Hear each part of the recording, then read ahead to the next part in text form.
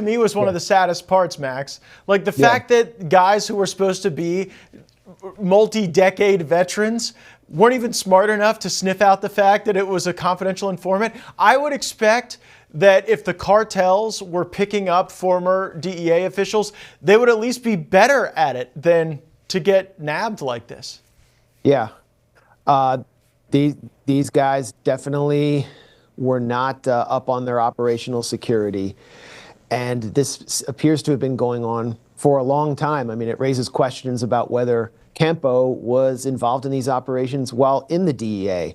I mean, we know about what was taking place in the Obama administration's DEA with the Fast and Furious operation, where an associate of Chapo Guzman alleged that the Obama administration's DEA had actually cut a deal with the Sinaloa cartel to give it kind of blanket immunity and arm it to take down other cartels inside Mexico, kind of like proxy warfare. But going back even further to the Reagan administration and the first Bush administration, before Hugo Chavez was in power in Venezuela, when Venezuela was a U.S. ally, the DEA and CIA recruited top members of Venezuela's National Guard to ship over 20 tons of cocaine into the United States so they could supposedly surveil the drug running routes inside the United States. The cocaine actually reached its destination. The CIA said, let the dope walk.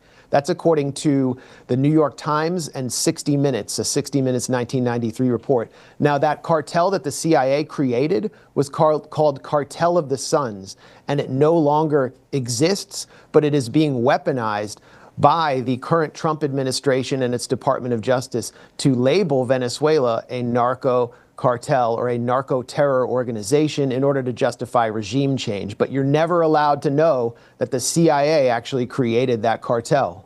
Well, CIA created a lot of the Islamic extremist organizations by funding those entities, going back to the Cold War. And so something can emerge out of a CIA creation and become something else and something different. And that very well may be what's going on in Latin America with the Cartel of the Suns.